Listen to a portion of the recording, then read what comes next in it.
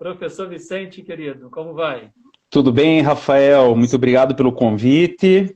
Espero que o áudio esteja bom. Estou falando com fone hoje, né, para facilitar o nosso encontro. Mas muito obrigado, Rafael. Puxa vida, que saudades de você, que saudades, né? A gente vai se encontrar em breve aí, espero, né? Para aquele abraço apertado de amigos do peito. E, poxa vida, poder participar desse evento com essa temática, para a gente poder um pouco compartilhar algumas experiências, é sempre muito bom. Muito obrigado pelo convite. Maravilha. E isso mesmo, né? Teremos a oportunidade aí de nos encontrar aqui no Congresso de Direito Animal, que vai Isso. ser aqui na minha cidade, em Niterói, e a turma Isso. Marista vai comparecer, então vai ser muito bom abraçar amigos e amigas que ainda não abracei, né? Que temos aí essa amizade virtual, né? E pelas pesquisas que se realiza pelos animais. Que bom. Eu estarei confirmada a minha presença no Congresso Mundial de Niterói. Vai ser uma oportunidade. Realmente, eu acho que nós tivemos dois congressos de direito animal que foram virtuais, né? E agora a oportunidade de estarmos na Terra Maravilhosa, no Rio de Janeiro, em Niterói, para a gente poder se ver, né? Seremos outras pessoas, né, Rafael? Nós vamos abraçar outras pessoas, mas somos nós mesmos. Tentaremos, né, resgatar esse tempo todo aí e atualizar, né, todo o papo e todas as emoções aí desse tempo de afastamento. É verdade. E, professor Vicente, eu gostaria de comentar aqui também o seguinte: quando eu iniciei as minhas pesquisas em direito animal, na ocasião do início do mestrado, eu conhecia poucas pessoas do movimento animalista. Eu estava iniciando ainda nas pesquisas. E pesquisando, encontrei uma palestra sua, fiquei muito encantado. E nessa palestra, você mencionou o seu e-mail e pediu que as pessoas entrassem em contato contigo, que você enviaria um kit de direito animal. Foi praticamente o primeiro compêndio de direito animal que eu recebi por e-mail. Eu guardo com muito carinho. E ali veio obras assim, até obras espiritualistas, né? Aqui é um canal espiritualista, trazendo a questão animal. Então, eu te agradeço muito essa indicação. Você Olha. deve ter mandado para muitas pessoas, né? Esse foi quando nós iniciamos o programa de extensão em Direito Animal aqui da Universidade Federal do Paraná, nos idos de 2019, a gente percebeu a necessidade de fazer de fazer uma compilação de material, né, tanto legislativo como doutrinário e jurisprudencial, e fazer um site. A ideia era fazer o portal do programa. Então, esse kit de direito animal foi, na verdade, o embrião daquilo que seria posteriormente o portal do programa de direito animal aqui da Universidade Federal do Paraná. Tudo começou aqui na universidade, de fato, no ano de 2019, com várias iniciativas que eclodiram agora com, talvez, o ponto culminante, que é o núcleo de pesquisas em direito animal do programa de pós-graduação em Direito, mestrado, doutorado aqui da UFPR, né? Então, o direito animal passou a estar tanto na graduação como na pós-graduação, no mestrado, doutorado, ensino, extensão e pesquisa. Todas as dimensões da área acadêmica tomadas, por assim dizer, pelo direito animal aqui na Universidade Federal do Paraná. E esse portal eu visito bastante e recomendo à turma que visite também. Lá realmente a gente tem um compêndio com jurisprudência, com artigos, com legislação, petições iniciais, né? Muito oportunas para se conhecer o direito animal e também para que a gente, né, judicialize, para que a gente faça pesquisa em direito animal. Então, vocês estão de parabéns. Bom, os comentários não estão aparecendo para mim. Está aparecendo para você, Vicente? Estão. Eu estou vendo aqui os vários amigos queridos, a Karen Capilé, que acabamos de escrever um artigo em conjunto, né, sobre a crueldade na produção do foie gras, o Anderson, advogado animalista, grande vereador de Caruaru, a Isabela, que é a minha orientanda, uma das minhas primeiras orientandas na história do direito animal, a Viridiana, a Maria José, a doutora Maria José, nossa parceira de luta, a Gisele Shen também, parceira, e vários outros colegas que estou vendo aqui prestigiando a nossa noite, né? Então deixa comigo, Rafael. Eu fiz uma disciplina presencial junto com a Karen Capilé, a disciplina de ética animal, aqui no Rio de Janeiro, com o professor Fábio Oliveira. Não sei se ela lembra de mim, mas eu conheço bem a Karen, assim, sigo o trabalho que ela realiza. Enfim, um abraço para toda a turma aí, que eu não estou conseguindo ver o chat, não sei porquê. A Maria José, eu já te registrei aqui, Maria José. Maria José é nossa grande parceira, promotora de justiça do Ministério Público do Pará, que faz um trabalho extraordinário e singular, né? Como realmente deve ser, né? O Ministério Público animalista, né? Não apenas do direito ambiental, mas também do direito animal, e ela é uma parceira de aí, já digo assim, Maria José, de longa data, ainda que sejam poucos anos, mas parece que nos conhecemos já há muito tempo. Não, e sobre a Maria José, eu digo mesmo, e eu tive a oportunidade de abraçar a Maria José, de conhecer presencialmente ela e o companheiro dela na Bienal que tivemos aqui no Rio de Janeiro, onde lançamos até mesmo um livro sobre os direitos não humanos. Então, Maria José, beijo no seu coração, do seu companheiro. Mas, vamos lá, Vicente, deixa eu rapidamente falar um pouquinho do seu currículo, para quem não conhece. Bom, Vicente, ele é professor do Departamento de Direito Civil e Processual Civil e da pós-graduação em Direito da Universidade Federal do Paraná. Vou fazer aqui um resuminho mesmo do currículo. Ele é doutor e mestre em Direito Processual Civil pela Universidade Federal do Paraná também. E ele é pós-doutor em Direito Animal pela Universidade Federal da Bahia, sob orientação do professor doutor Heron José de Santana Gordilho. Estava aqui agora eu, utilizando aqui uma citação do professor Gordilho no material de Direito Animal. Enfim, e dentre outras atividades também, dentre outros títulos que o professor Vicente tem, e ele também é juiz federal titular da segunda turma recursal dos Juizados Especiais Federais do Paraná. Esse é parte do currículo, da titulação do Vicente, mas acima e mais importante do que o seu currículo, temos aqui um irmão, temos um amigo, temos uma pessoa que vive as alegrias e os pavores da questão animal, temos alguém que certamente foi impactado pela questão animal, e isso sobressai na sua eloquência, isso sobressai assim na sua empolgação quando fala da questão animal, e eu acho isso muito bonito na sua pessoa e na sua manifestação. Eu acho que tanto os seus textos escritos, né, quanto as suas falas, elas trazem realmente ali um estímulo a mais, né, para que a gente reconheça a dignidade dos animais e como que a vida seria melhor se realmente vivêssemos em solidariedade, em harmonia com o mundo natural. Então, já sobre o tema dessa live, eu queria já fazer a primeira pergunta. Que você nos fale um pouco sobre si mesmo, o que te levou a defender os animais, como que está sendo esse desafio na sua própria vida, nos seus hábitos, na sua conduta, na sua relação com o próximo. Sei lá, houve um antes e um depois do direito animal? Enfim, o que te levou a ter aí essa ressignificação, né, no teu ser quando se deparou com a questão animal? Isso é uma grande oportunidade, Rafael, e eu te agradeço do fundo do coração, porque esses resgates, a gente, com essa vida tão atribulada, tanta coisa acontecendo ao mesmo tempo, tanto desafio a enfrentar, a gente acaba, às vezes, esquecendo de fazer aquele momento de resgate, né, de história, de verificar como é que estão as coisas, como é que foram, enfim, e essa é uma oportunidade bem interessante. E eu queria começar, olha, trazendo esse quadro aqui, ó, vamos ver se todo mundo consegue enxergar. Uhum. Por incrível que pareça, esse sou eu, com aproximadamente 17 anos de idade.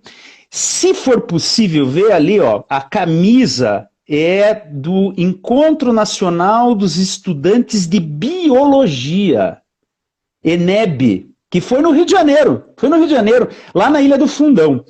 E aqui, né, dá para ver, é um pinguim. Infelizmente está morto, né? É um pinguim de Magalhães, que é um fenômeno bastante conhecido, né? Eles aportam, especialmente no inverno, em período de muita ressaca, eles acabam aparecendo no litoral e nem todos conseguem realmente sobreviver. Esse é o meu primeiro, o primeiro, digamos, é o extremo da história, o extremo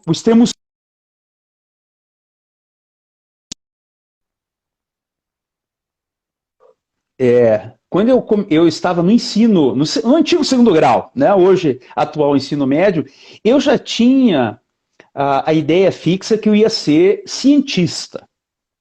Eu queria fazer biologia, a minha ideia era essa, e de preferência ser biólogo marinho. Era esse o grande sonho da minha adolescência.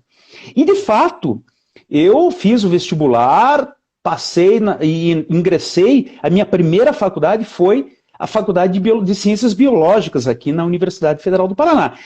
É oportunidade em que eu fui aluno do professor Vinalto Graffi e de vários professores qualificadíssimos de zoologia. Veja, Rafael, desde o começo eu já tinha uma orientação de que dentro da biologia o campo que eu queria seguir era a zoologia. E esse trabalho aqui foi um trabalho de pesquisa, um grupo de pesquisa com o professor Vinalto, né? Me lembro até hoje conversando com ele na sala dele, no setor de ciências biológicas aqui da Federal do Paraná, e ele me designou, ele falou, olha, vai lá e vai fazer a contagem dos pinguins que você encontrar na praia e tem que enterrar para depois a gente poder resgatar o esqueleto para trazer aqui para o Museu de Biologia, enfim. Então, agora dá para notar, vejam, que eu não estou feliz com o que eu estou vendo ali. Né? É uma cara assim de, putz, vida, né? Infelizmente o trabalho tem que ser feito aqui e eu tenho que fazer esse trabalho, mas não é triste você se deparar com tantos animais mortos e realmente com a ressaca, né, no mar, o litoral ficava coalhado de pinguins e foi especialmente uma ocasião desta.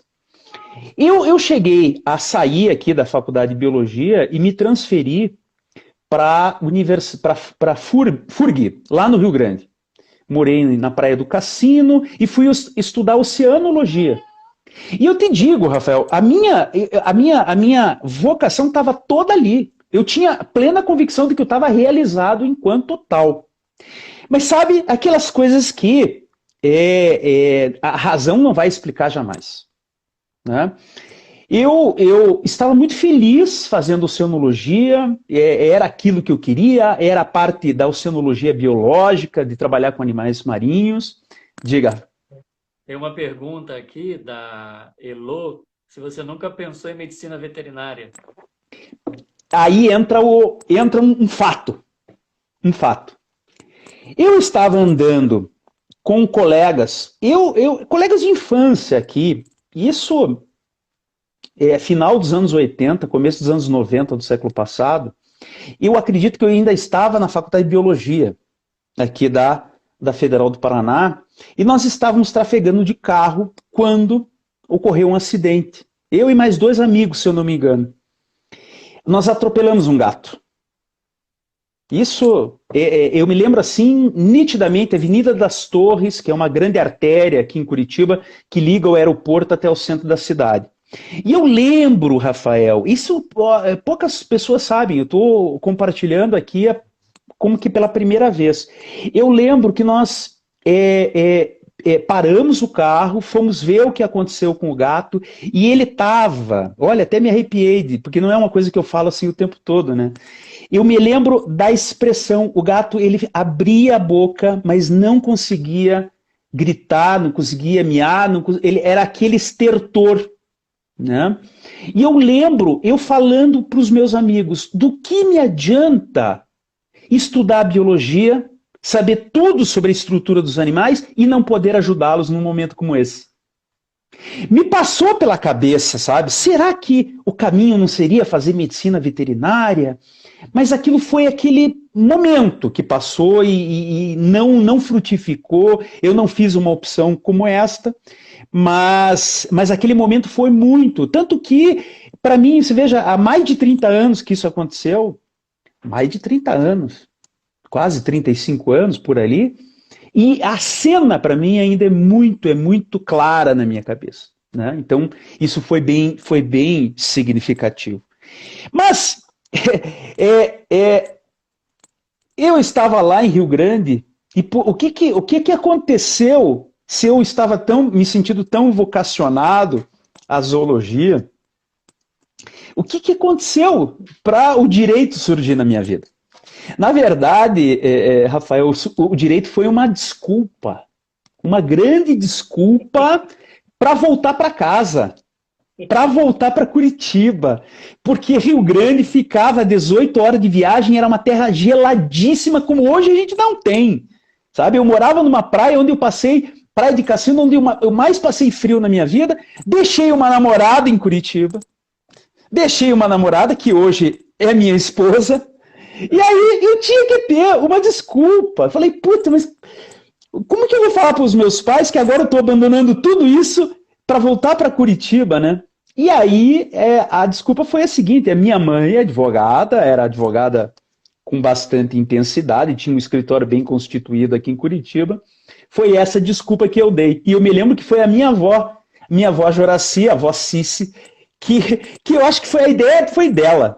Olha, alguém tem que seguir a carreira da mãe, alguém tem que cuidar do escritório, sabe? E eu usei exatamente esta justificativa para abandonar o curso de oceanologia, mesmo gostando do curso, e voltar para Curitiba por amor, por saudades, sabe? E nada, eu não tinha noção do que era o direito. Eu me lembro lá em Rio Grande, quando eu comprei o primeiro livro, mas eu comprei o livro para ter uma ideia do que podia ser. E comprei, tenho até hoje, Introdução ao Estudo do Direito, do Wilson de Campos Batalha. Um cara extremamente denso, ele chega a ser prolixo até, mas ele é obscuro, ele é aquela filosofia difícil. Cara, quando eu abri aquele livro, eu falei, meu Deus do céu, o que eu estou fazendo? Que doideira é essa que eu vou fazer? Mas o coração falou mais alto do que a razão, e de fato eu acabei voltando.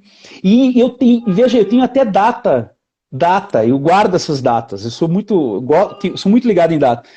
E foi exatamente no dia 22 de junho de 1990 que eu aportei em Curitiba de volta, cheguei na rodoviária de Curitiba no dia 22 de junho pela manhã, e já no dia 22 à tarde estava no escritório da minha mãe para começar o estágio.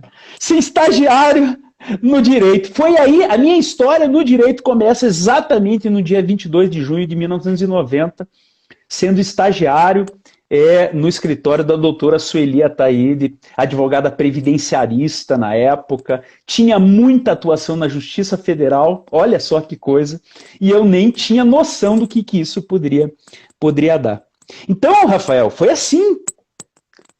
Cara, como que você explica isso? Não foi planejado a minha vinda pro direito, foi algo... eu não digo, evidentemente que eu não vou dizer para a plateia do MOVE que foi um acaso, né? A gente já, depois de algum tempo, a gente já aprende a saber que não existem acasos, né? Mas, Rafael, e aí, cara? Eu consegui, eu não consegui entrar na Faculdade de Direito da Universidade Federal do Paraná. Eu já não, o vestibular já estava há algum tempo longe, né, dos estudos, e fui para a Faculdade de Direito de Curitiba, né? Era uma faculdade só de Direito, isso no segundo semestre de 1991. Bem, a questão aí é, como é que eu consegui me agarrar ao direito?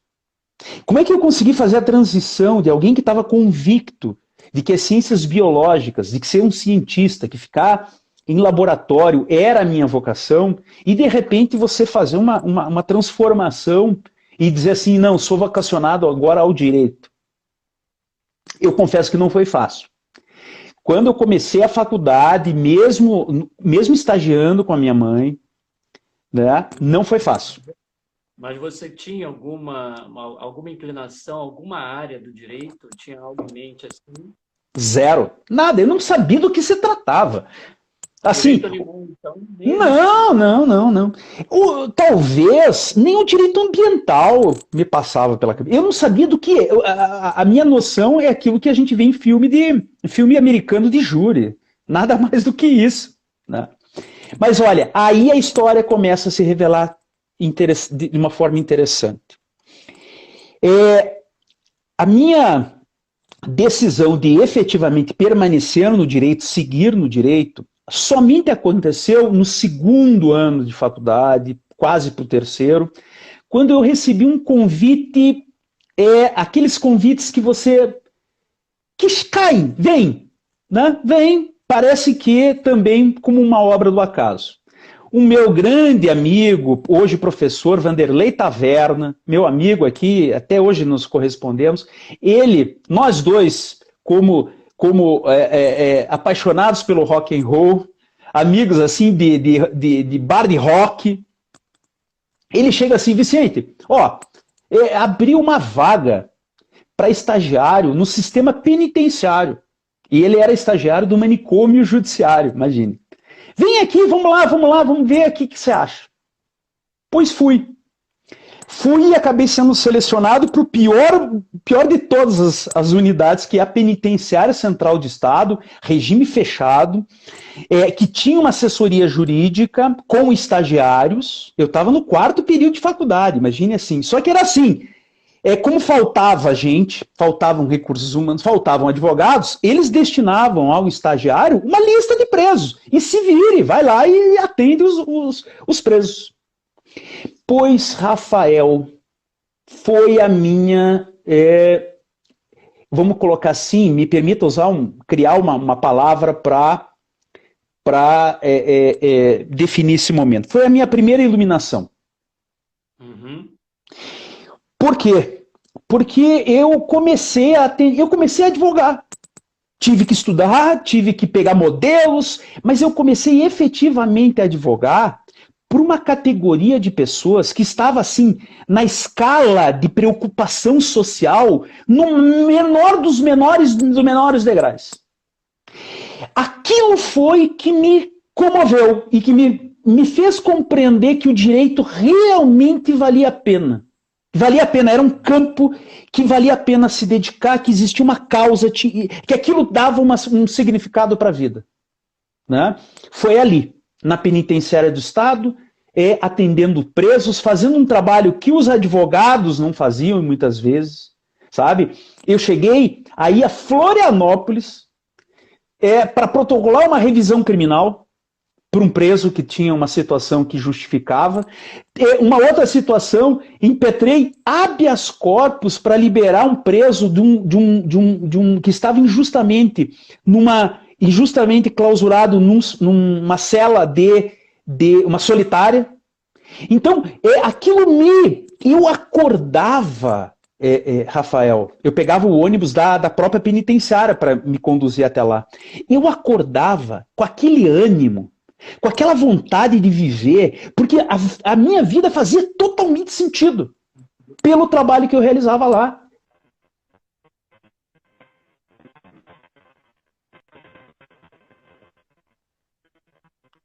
Seu áudio sumiu para mim. Não sei se para os demais. Não estou te ouvindo mais. Escrevam no comentário, por favor, se vocês estão ouvindo.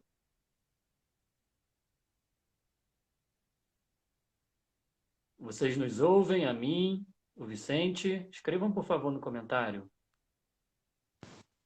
Eu vou tirar o meu. Vou tirar. Alô? Agora eu te ouço. Acho que foi algum problema no seu fone mesmo. Tirei o. Tirei o fone, tá? Estou te ouvindo. Estou te ouvindo. Beleza? Vou aumentar aqui. Isso. É, então, o direito, para mim, ele só substituiu as ciências biológicas no momento em que eu comecei a atender o público mais vulnerável que existia. Aquelas pessoas que eram tidas como a escória da humanidade. E eu fazia um trabalho que ia além. Tanto que, Rafael, olha que interessante, o meu primeiro artigo publicado na minha vida acadêmica toda foi um artigo sobre execução penal, publicado na Faculdade de Direito, na revista da Faculdade de Direito de Curitiba, nos idos de 1994, meu primeiro artigo. Né? Eu tive o prazer de entregar a revista para o professor Júlio Fabrini Mirabete. Lembra quem é o Mirabete? É o professor falecido, processo penal, né? Não se usa mais o manual do Mirabete. Eu entreguei para o Mirabete essa revista num congresso de processo penal aqui em Curitiba. Você não acredita que o Mirabete citou o meu artigo de um acadêmico de direito no manual de direito penal dele, né? Então, aquilo assim, se imagine como aquilo me realizou de uma maneira realmente que me fez acreditar que a academia era realmente um caminho que tinha que ser trilhado. Mas veja, aí isso tudo me levou a crer que eu deveria ir para o Ministério Público, porque o Ministério Público, eu poderia fazer esse trabalho na execução penal, né, eu teria melhores condições de fazer esse trabalho, e tudo isso me fez me conduzir, né, eu me formei e já passei no concurso e fui ser promotor de justiça lá do Ministério Público de Rondônia, do período de 96 até 2002. Fui promotor de justiça. Mas aí, olha só, aí veio a segunda iluminação, quando eu era promotor de justiça. Eu me desencantei com o direito penal, percebi que o direito penal não rendia, né, em termos de proteção dos vulneráveis, pelo contrário, né? Ficou muito marcado na minha vida quando eu fiz um júri belíssimo, tecnicamente perfeito, condenei o réu. E alguns anos depois, numa outra cidade, abri o jornal, na primeira página estampada, a foto do réu que eu tinha condenado, morto no chão da cadeia. E aí, aquele momento, se pensa assim, puxa vida, então todo o meu trabalho como promotor foi para isso? Esse é o resultado alcançado, né, com o meu trabalho como promotor de justiça. Mas houve um momento de mudança na minha carreira como promotor, quando eu saí da cidade de Guajará-Mirim, na fronteira com a Bolívia, fronteira de Rondônia, do Brasil com a Bolívia, para Ji-Paraná, no centro do estado, a cidade que eu fiquei mais tempo em Rondônia, e fui para uma promotoria civil, Rafael. E aí, cara, fez aquela mudança de quem tinha nascido no direito, né? Começado tudo com o direito penal, com o processo penal.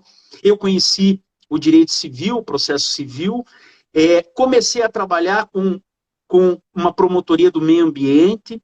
E já, como promotor do meio ambiente em Rondônia, eu tive a oportunidade de visitar matadouros clandestinos.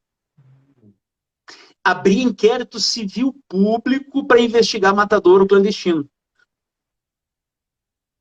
Não foi algo que eu bolei. Alguns colegas promotores de justiça já faziam isso. Mas ainda naquele momento, Rafael, não fiz isso pelo direito animal. Eu fazia isso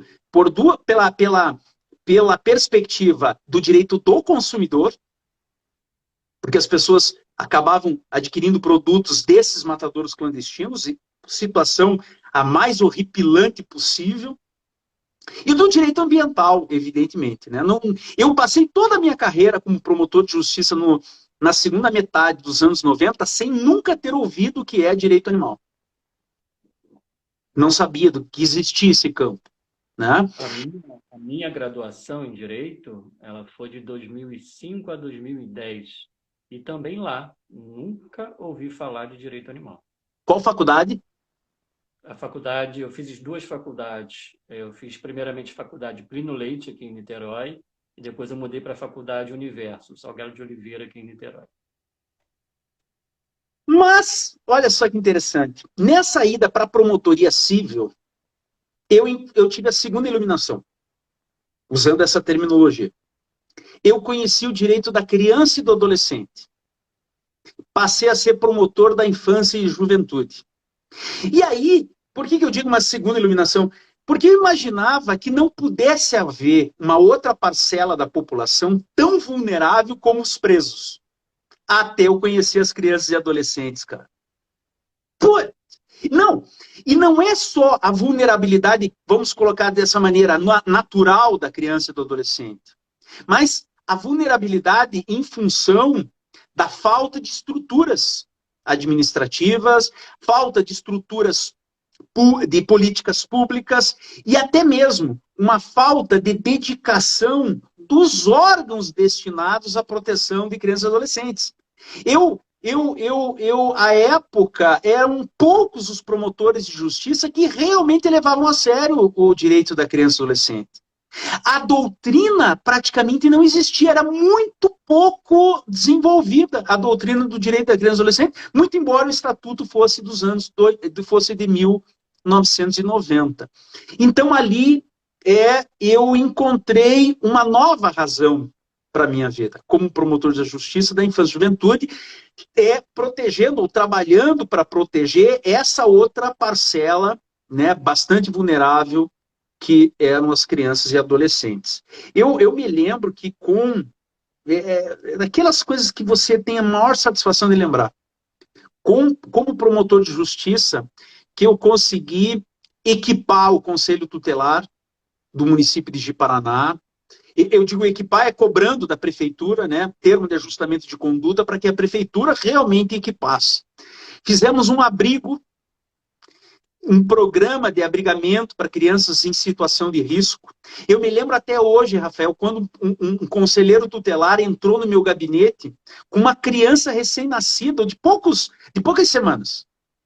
Toda ferida de sol, porque a mãe estava perambulando pela cidade, era usuária de drogas e perambulando com a criança no colo pela cidade. E os conselheiros resgataram a criança e vieram no meu gabinete perguntar: e agora, doutor, o que eu faço com essa criança? Não havia uma estrutura de abrigamento de crianças em situação de risco. Fomos lá, fizemos reuniões com o prefeito, termo de ajustamento de conduta, o abrigo saiu. Temos lá fotos na fundação, enfim. Então, eram coisas muito gratificantes. Você via que aí o teu trabalho, o direito penal morreu, né? O direito penal morreu. Porque o teu trabalho na área da infância e juventude, ela rendia extraordinariamente em termos de promoção de direitos fundamentais. Então, ali também é importante dizer, foi ali que a parte civil se consolidou na minha vida. Eu sou professor de processo civil. E quando é que veio o processo civil? Veio desse período. Abriu uma vaguinha de professor na UBRA, na UBRA de Ji-Paraná, na época, na universidade local, e comecei a dar aula de processo civil. Foi quando eu conheci o professor Francisco José Garcia Figueiredo, né, hoje professor da Federal da Paraíba. Ele era professor da UBRA. E foi, Rafael, talvez alguns colegas aí não saibam, o professor Francisco foi meu orientador na especialização. Meu primeiro título acadêmico foi especialista em Direito de Família e Sucessões. Porque eu era promotor civil, né? Entendeu? E não tinha muitas opções de cursos acadêmicos na época, e o professor Francisco, conheci o jovem professor Francisco lá, professor de metodologia da pesquisa científica, ele topou ser meu orientador, mas nada, nós não conversávamos sobre direito animal. Imagine, parece que o Francisco já nasceu para o direito animal, mas naquela época, acho que nem ele mesmo tinha noção do que era. aí ele seria a testemunha perfeita de tudo que eu vou falar agora. Mas, pela segunda vez, meu coração apertou novamente. O Yuri Lima está perguntando que ano foi isso. 2001. Foi um curso de especialização patrocinado pelo Ministério Público do Estado de Rondônia aos promotores na comarca de Ji-Paraná, que era a maior cidade do interior de Rondônia. As opções para mestrado, doutorado, não existia. Então a gente fazia especialização, porque em Rondônia realmente nós não tínhamos, tinha que fazer fora daí, né? E isso realmente não surgiu. Aí o segundo apelo do coração, né? Eu já estava quase 6 anos em Rondônia, quase promovendo de Ji-Paraná para a capital, para Porto Velho, que é em instância final. Né? Seria o final de carreira na capital, todo mundo quer ir para a capital. Eu, pelo menos, queria. Mas aí me veio a cabeça, escute, é agora que eu tenho que decidir se eu vou ficar para... Se a gente vai ficar para... Eu já tinha 2 filhos, esposa e 2 filhos. Vamos ficar para sempre aqui em Rondônia ou vamos dar um jeito de voltar para Curitiba? Foi quando na tela do computador, aquela internet discada, apareceu, lembro como se fosse hoje, eu estava no meu gabinete, apareceu ali, concurso para juiz federal, da 4ª região. Tinha um site do TRF, tinha os 3 estados do sul ali, sabe? E aí, para você mudar a tua vida toda, para começar a estudar para um concurso que você nunca imaginou, nunca imaginei ser juiz, Rafael. Como eu nunca pensei em vir para o direito, lá na época que eu era da biologia, eu nunca tinha cogitado, durante meus estudos do direito, em ser juiz. A magistratura também veio por um apelo do coração para voltar para Curitiba. Fui estudar com esse apelo principal. Não é porque eu tinha uma vocação histórica, não, eu sempre quis ser... Não foi assim. Não foi assim. Né? Claro que aí foi difícil. Foi um dos períodos mais difíceis da minha vida, Rafael, porque eu tive que conciliar muita coisa. Eu tinha que ser promotor de justiça, um promotor de justiça exigido, né? Porque eu me dedicava às áreas da infância e juventude e outras áreas correlatas. Eu tinha uma família que dependia completamente de mim, éramos só nós, eu, minha esposa Andréia, meu filho Lucas e minha filha Vitória. E tinha que estudar muito, né? Eu dava aula e ainda tinha que estudar muito para um concurso que era muito desafiante. Fiquei doente, psicologicamente doente. Durante uns 2 anos, eu desenvolvi algo como se fosse síndrome do pânico. De tanto estresse. O Francisco foi...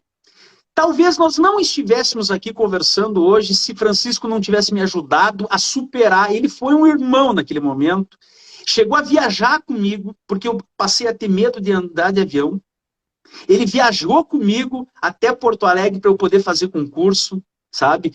Então foi um período muito complicado, mas graças ao apoio desses anjos encarnados que aparecem na nossa vida, eu consegui superar definitivamente aquele período, passei no concurso, tomei posse no dia 5 de agosto de 2002. Olha lá, 2002, 5 de agosto. Vou completar 20 anos de magistratura agora em 2022. Mas, temos tempo ainda mais um pouquinho, né, Rafael? Mas, Francisco lembra bem disso, a vida me cobrou um preço dessa mudança. Porque, de fato, em termos de vida, foi muito bom o meu retorno para Curitiba.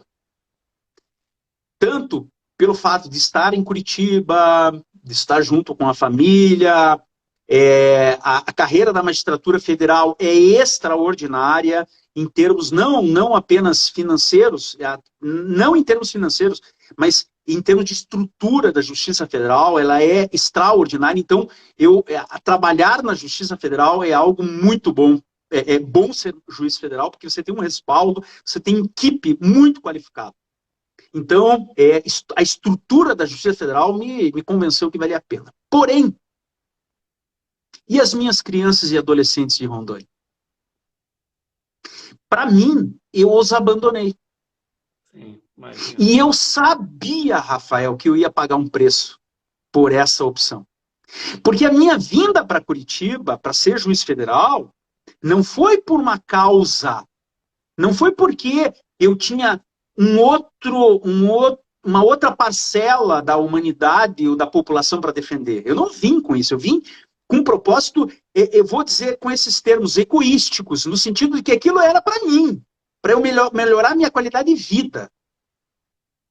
Mas eu tive que abandonar as crianças e adolescentes lá em Rondônia.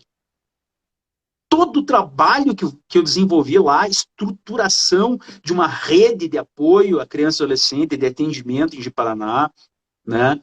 Eu poderia ter feito muito mais coisa, mas muito, assim, tanto em termos individuais para as crianças e adolescentes em situação de risco, no estado de Rondônia todo, como em termos doutrinários, de ajudar a construir esse campo do direito também tão importante.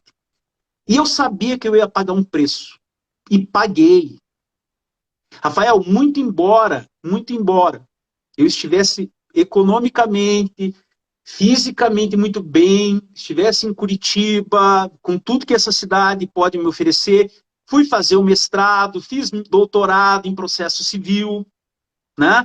Melhor universidade impossível, dando aula, iniciei de fato a minha carreira como professor, mas sempre, em todos esses anos, carregava um peso dentro de mim, aquele vazio de dizer assim, muito bem, você é juiz federal, é mestre, é doutor, é professor de processo civil, e você está servindo aqui.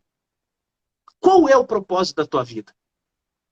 Cara, eu fiquei buscando esse propósito mais de 10, 12, 14 anos, mesmo tendo uma vida boa, mas essa vida não fazia sentido. E eu sofria, e eu fazia uma busca, e eu sabia conscientemente, Rafael, que esse era o preço que eu tinha que pagar pelo abandono que eu fiz das crianças e adolescentes em Ji-Paraná, em Rondônia. Só que para dentro de mim não ia ter retorno. Eu não teria uma terceira chance.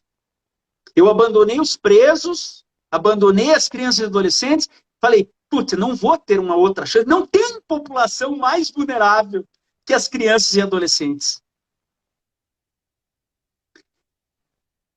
E mais uma vez, esse anjo encarnado chamado Francisco José Garcia Figueiredo aparece, desce aí e me leva ali. Olha, Vicente, vamos ali conhecer Congresso Mundial de Direito Animal do IAA, aqui na OAB Paraná, em 2016. E eu fui com ele, porque meu amigo estava aqui em Curitiba, né? OAB Paraná, conheci a OAB, e ele me convidou para ir nesse congresso, que eu fui como um curioso. Curioso? Como assim direito animal, né? Eu era um carnista inveterado. Pode falar. Acho que deu para entender por que eu gosto de fazer essa pergunta. É a primeira pergunta que eu faço a todos os convidados, né? Gostaria muito de ouvir essas memórias, essas histórias das pessoas que têm um propósito de vida dedicado a proteger os mais vulneráveis da nossa sociedade, humanos e não humanos. Então, a cada história assim impressionante, né? Esse lado assim espiritual, humano, dessa turma que se dedica, que se eu pudesse eu fazia só um programa só sobre isso, a gente conhecer esse desafio, essas dores, essas angústias, essas iluminações, né? Que no seu caso, apesar das angústias, fez com que você trabalhasse para grupos aí vulneráveis, né? Tão gravemente vulneráveis na nossa sociedade. E vamos lá, chegou então no grupo dos animais não humanos. Ora, ali que esse congresso que o Francisco me levou, ele serviu exatamente para me mostrar que existia realmente direito animal como uma disciplina séria. Agora, serviu também para fazer um gatilho. Porque lá no âmago, eu sentia que no mundo tinha alguma coisa errada. Eu quero dizer para todos que estão me ouvindo que durante desde a minha infância até a minha fase madura, enfim, eu comia carne com o prazer de viver aqui no sul do país, em que você tem que ter churrasqueira dentro de casa, senão a tua casa não é casa.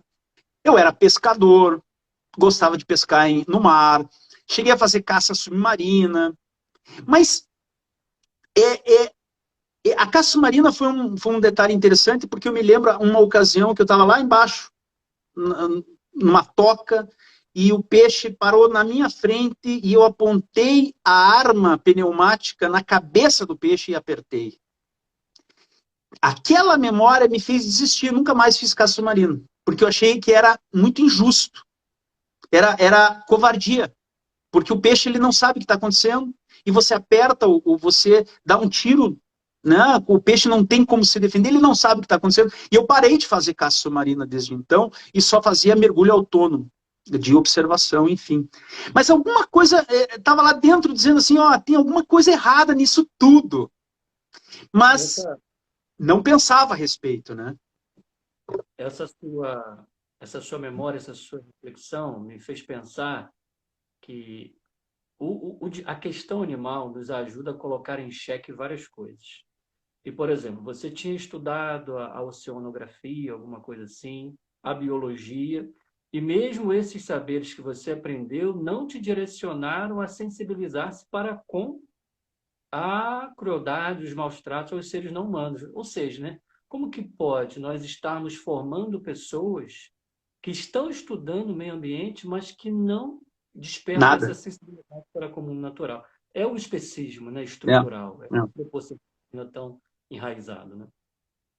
E esse contato, né, que eu tive no congresso com Francisco, Francisco já há bastante tempo já estava engajado na causa animal, ele me contava umas experiências que ele tinha, e eu dava risada, achava que era uma maluquice da parte dele, mas no fundo, no âmago, eu entendia que existia sentido nisso tudo, mas foi preciso ver com os meus olhos, né?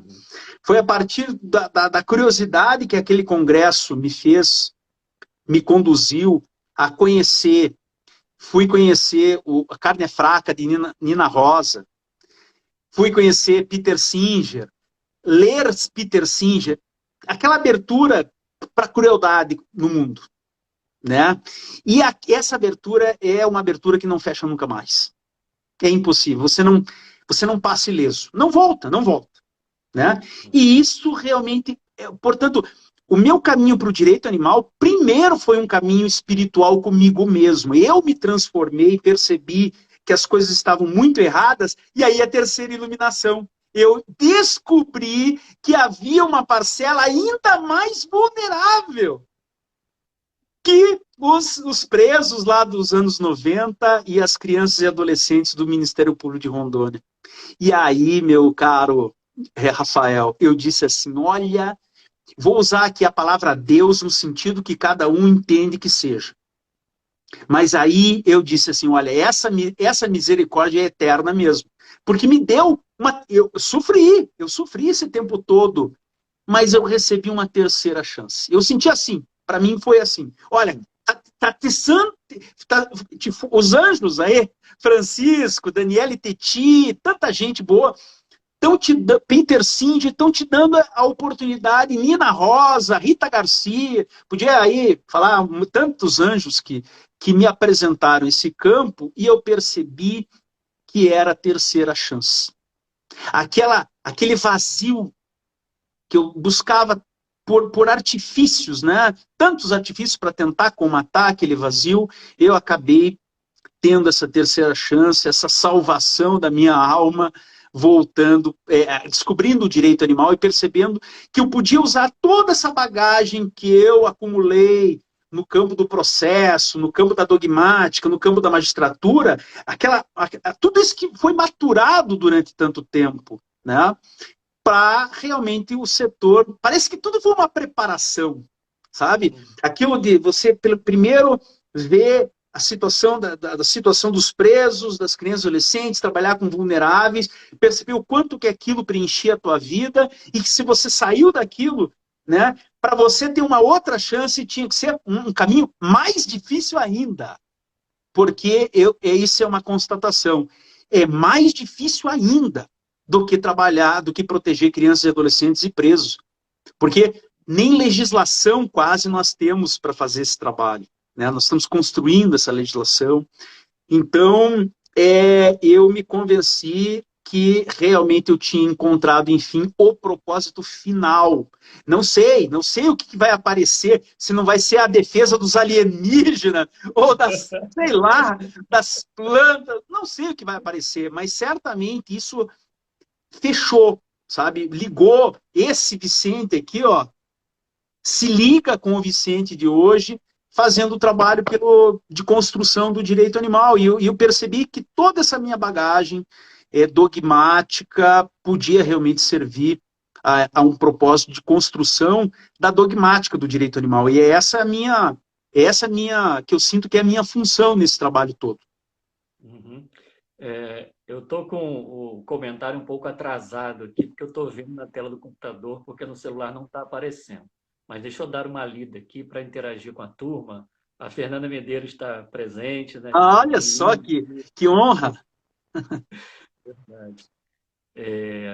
Aqui também teve a Andréia, que é uma amiga brincando, né? Tantos Franciscos em nossa vida. Ela está se referindo a Francisco de Assis, né? Que ela admira demais, eu também.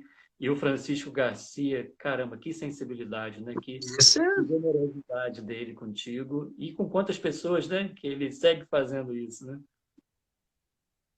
Aqui o Murilo também está dizendo que história sensacional.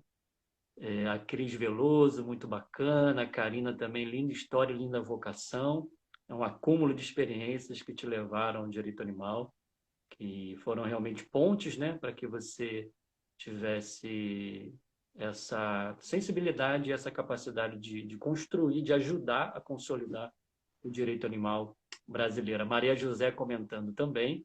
É interessante como uns chamam os outros e tendem as mãos e formamos um elo. Só gratidão, realmente. É bem importante, porque, veja, né, Rafael, nada disso surgiu assim como obra do acaso. Isso foram pessoas que escreveram, alguém falou aí, o Direito Animal Descomplicado, Peter Singer é uma catarse, e realmente foi para mim. Eu me tornei vegetariano em janeiro de 2017, muito por conta de Nina Rosa e de Peter Singer. Me tornei vegano em 2020. Tudo foi um trabalho que foi feito. Eu aproveitei o legado, né, de Fernanda Medeiros, de Peter Singer, de Francisco, esse legado todo, de todo mundo que me antecedeu. Eu sou produto do trabalho de muitas pessoas, entendeu? Eu sinto isso. E eu agradeço publicamente a todo mundo que me ajudou, porque não é apenas uma nova área de estudos dentro do direito, mas é uma iluminação espiritual. Aquele vazio acabou. O meu vazio não existe mais, aquele vazio de significância na vida, sabe? Que eu acho que é a causa de tantos males hoje, psicológicos, mentais, e tanta gente sofre, porque não encontra sentido na vida e vai buscar o sentido em buscar respostas em lugares que não dão essas respostas, né? Então eu sinto hoje que tudo para mim faz sentido. Agora, o que não quer dizer que a vida se tornou mais fácil, né? Não é nada, não tem nada a ver uma coisa com a outra. Agora eu sou feliz. Não é isso. Não é isso. Hoje eu sofro muito mais. Novas angústias, né? Novos medos, novos desafios, né? Que a questão Exatamente. Até porque a gente passa a enxergar um universo de opressão que a gente tem que cuidar da nossa saúde mental. Imagina a deles, né?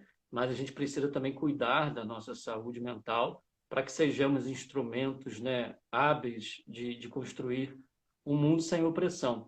Só para saudar mais alguns aqui, A Selma Luiz Duarte também ressalta que história emocionante. O deputado Ricardo Izar, presente também. Vicente já Opa. fez história na questão dos direitos animais. Acho que o deputado estará aqui em Niterói amanhã. Eu vou participar na Prefeitura de Niterói, vai ter um evento sobre a proteção animal aqui em Niterói, acho que tem uma palestra dele.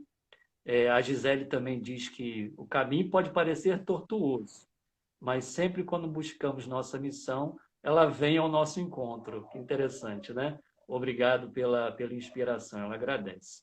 Mas assim, Vicente, com essa terceira iluminação, isso te levou também a algumas mudanças, como você já disse, né? Se tornou vegetariano, vegano. E fala mais um pouco, né, para a gente já caminhar para as conclusões, das suas esperanças sobre a questão animal na nossa sociedade, né, das suas expectativas, do que está por vir, diante do que você tem acompanhado internacionalmente com as suas pesquisas. E, enfim, faz um resumo disso para a gente, para que a gente já parta para as conclusões. Infelizmente, passa rápido, né?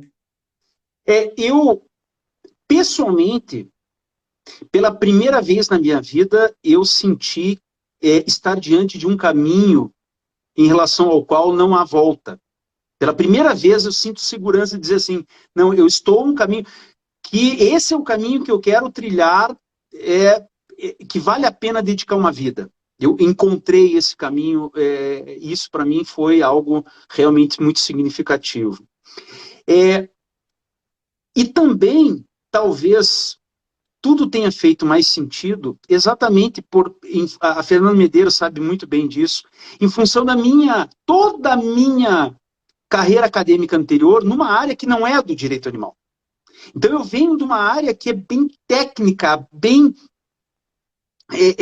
do direito, que é o processo civil, que me possibilitou, portanto, ter um olhar externo ao direito animal e perceber o que o direito animal hoje precisa, que partes, o que ele precisa de construção, né, para que ele possa render mais e mais em termos de proteção animal.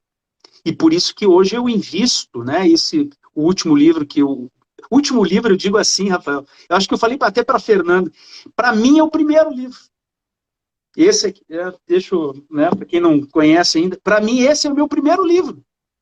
Não é o meu novo livro, não, esse é o meu primeiro livro. Eu tenho alguns de processo civil, na área de previdenciário, mas esse para mim é o primeiro livro. É o primeiro, é aquilo que sintetiza realmente a ideia de que nós precisamos construir uma teoria dogmática no Brasil que nos auxilie de fato, a fazer uma defesa mais consistente dos animais no plano jurisdicional. Agora,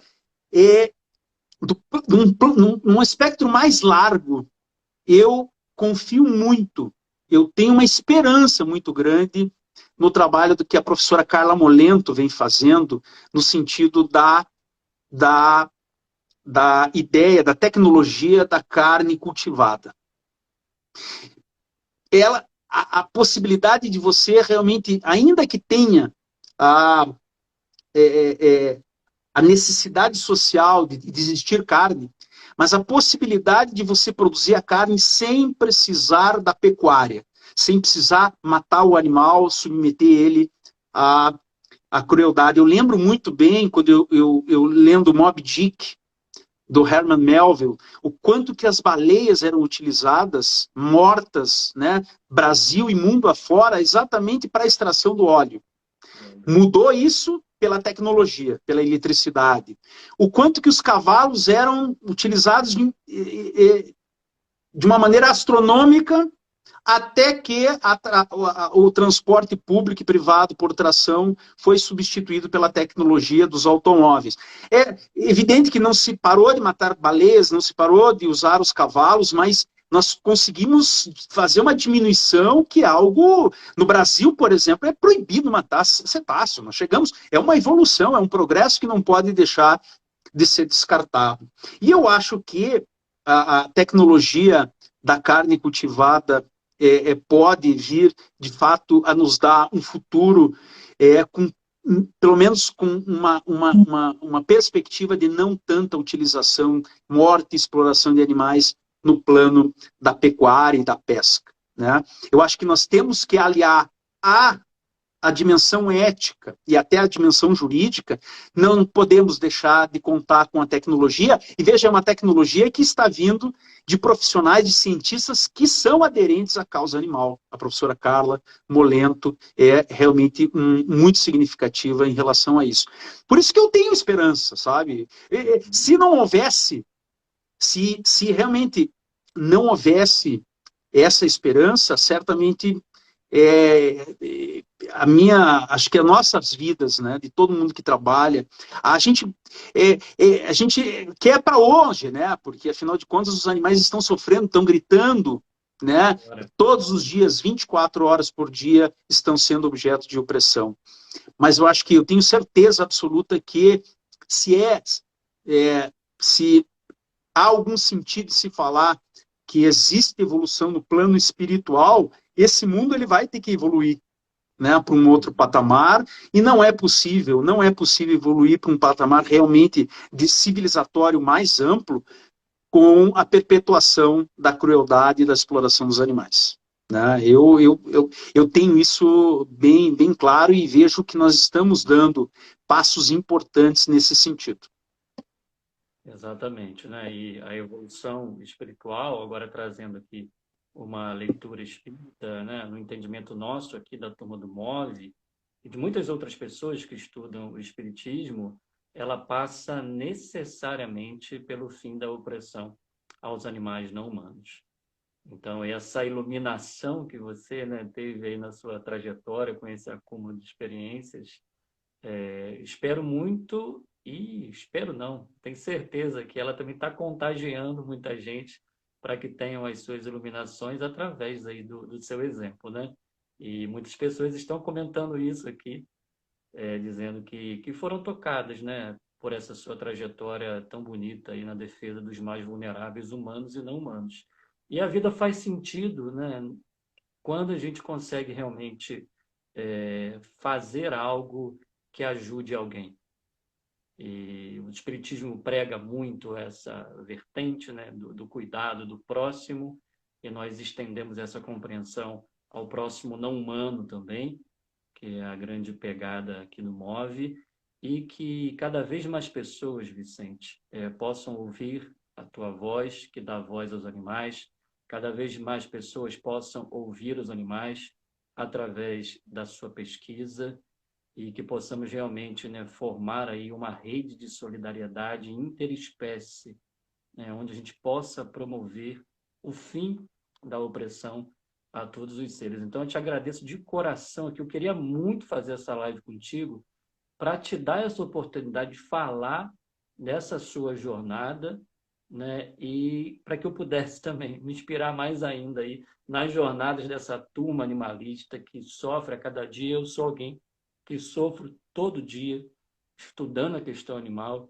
e é um desafio ter que estudar aquela legislação da pecuária, estudar os métodos de abate, ler aí os projetos de lei a favor e contra a questão animal, falar isso para os alunos, falar isso no movimento espírita para tentar, né, de alguma forma, convencer as pessoas que não faz sentido um mundo oprimindo seres sencientes. Então, a gente vive dramas particulares que geralmente não aparecem, né?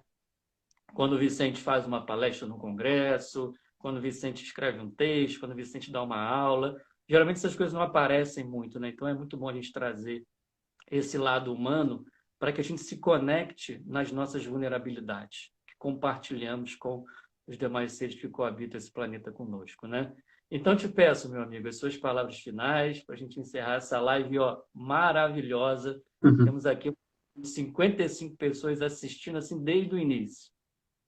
Olha, eu agradeço mais uma vez a oportunidade, Rafael. Eu abraço você, abraço a todos os que estão aqui. Eu estou vendo, não consigo ver todas, mas vendo as mensagens de carinho de cada um de vocês, eu fico muito, muito honrado e digo que eu sou o produto do amor de cada um de vocês. O amor pelo mundo, pelos animais, isso aí Não é algo, nada é por acaso. Isso Francisco já não me deixa nunca esquecer, nada é o nosso encontro lá em Ji-Paraná, em Rondônia, numa pós-graduação, que ninguém imaginava que ia fazer, o quanto que isso poderia render, né? Porque são esses amigos espirituais, encarnados, desencarnados, que estão aí nos envolvendo, nos dando mensagens, nos oferecendo um guia, um roteiro, nos apresentando possibilidades, mas abraçar essas possibilidades cabe a cada um de nós, né? Porque a gente ainda tem esse arbítrio de poder seguir o caminho ou se desviar dele. O Francisco sintetiza isso, Rafael, numa palavra. Nós temos um trabalho a fazer. É um trabalho com um T maiúsculo, não é esse trabalho, é o trabalho, né, que vem sendo um conjunto de pessoas, tanta gente que está aí, às vezes nem se conhece e está ali numa mesma vibe, numa mesma possibilidade, dando a sua contribuição. A gente, às vezes, não sabe a contribuição que está dando. Às vezes você não sabe, mas ela às vezes, cada passo, cada texto, cada iniciativa, cada live, pode gerar inspiração, pode ser motivo para novas iniciativas, e é toda uma rede de acontecimentos que vai formando um futuro diferente para nós, seres humanos, e certamente para os nossos irmãos não humanos, que também estão aí para nos ensinar, também são os nossos mestres nesse mundo aqui terreno, né? Então, muito obrigado, Rafael, eu fico muito feliz por esse convite, e conte comigo, cara, essa conversa só começou. Maravilha. Então, turma, qual é a mensagem de hoje? Há um trabalho a fazer. Viva Francisco! Viva Francisco! Querido, muito bom, um abraço. Turma, sigamos, até uma próxima live. Fiquem com Deus. Parabéns, gente, parabéns, Rafael, parabéns ao Move, excelente iniciativa, excelente live, e muito obrigado por essa oportunidade de poder compartilhar esses fatos da minha vida, que eu acho que eu nunca tive. Alguns amigos mais próximos que sabem de algumas coisas, mas eu acho que hoje eu pude falar com os amigos e amigas, coisas que realmente antes eu não tinha tido oportunidade de tão abertamente, era o momento de tão abertamente poder compartilhar esses momentos tão significativos da minha vida. Agora está público e vai inspirar as pessoas aí a fazer esse trabalho pelos vulneráveis. É isso, turma. Um abraço. Tchau, tchau. Valeu, gente. Tchau, Yuri. Oi, Thaís. Olha aí, gente de todos os lugares. Que bom. Fico muito feliz. Obrigado pela oportunidade, Rafael. Um abraço. Valeu. Valeu, até. Um abraço.